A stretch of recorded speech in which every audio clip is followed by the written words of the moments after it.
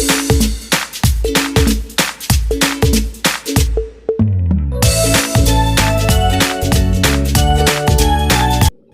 niyo ba ang luto ko?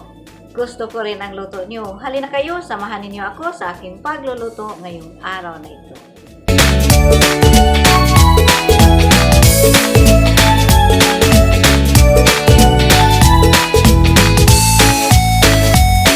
Palangga, kumusta na kayong lahat? Sana ang lahat ng tao sa buong mundo ay masaya at healthy.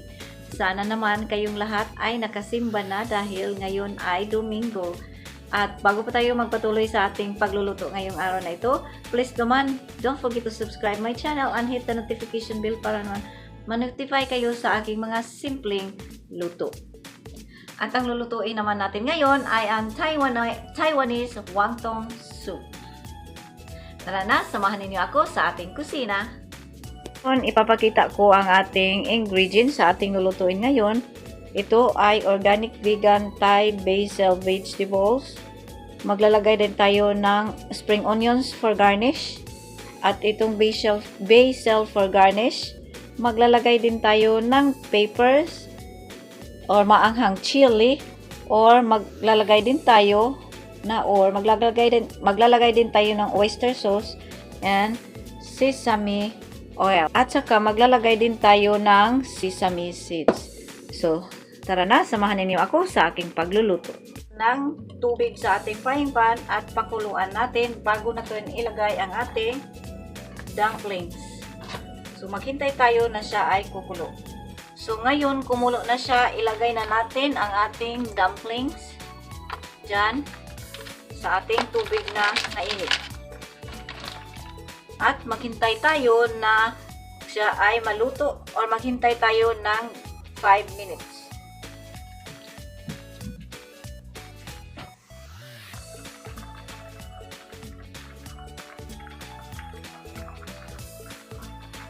So at this time, we will pinch our dumplings. See if naluto na. So it's cooked. It's time for us to turn off the stove. At ngayon, kukuha lang tayo ng dumplings dito. Or it's time for us to make our Taiwanese Wonton soup. So let's take dumplings dito.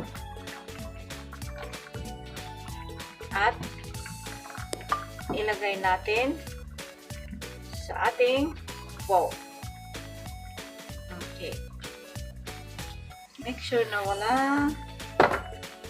Of course, we have water because it's a Taiwanese Wonton. This is Wonton soup. So, ayan. So, at this time, we will season our soup. So, I transfer in a bigger bowl. So, I will make everything, put everything in there para lahat ay magawa ko. Ayan. So, nandoon na siya ang lahat. So, ang una nating gagawin ay maglagay tayo ng sesame seeds.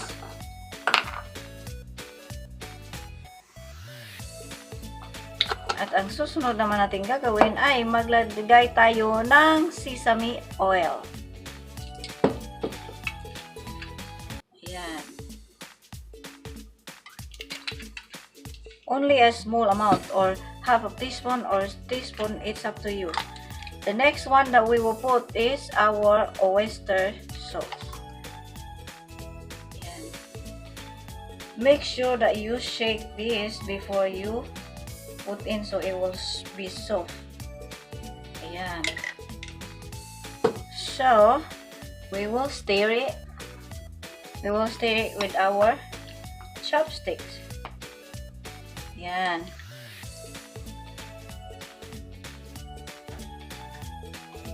I think need more oyster sauce. We will add more oyster sauce. And that's it.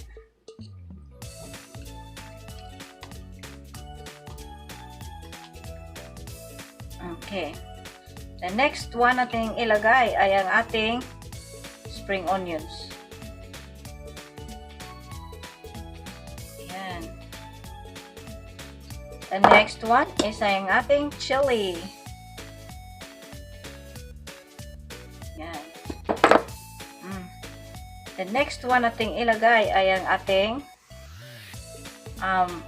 oregano. Yan. Ayan. Tapos na tayo. Ito na ang ating wonton soup, Taiwanese style. It's time to test our wonton soup.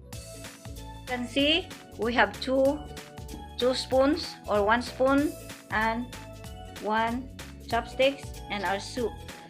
Ang ginagamit ko ay spoon na Taiwanese spoon dahil Taiwanese ang niluluto natin. So, tikim ang time. Now, it's time to test our wonton soup. Soup, not soup, soup. Okay? Tingnan natin kung marunong tayo maggamit ng chopsticks. Oy, ang hirap.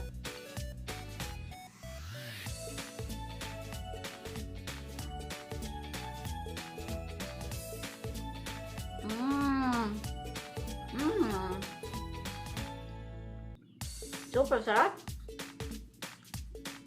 So yummy.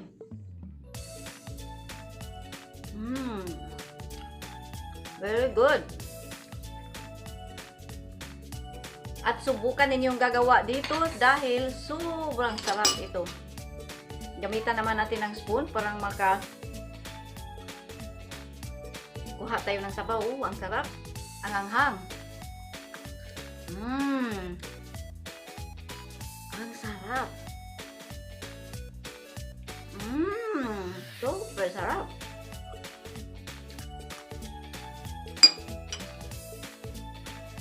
Alright.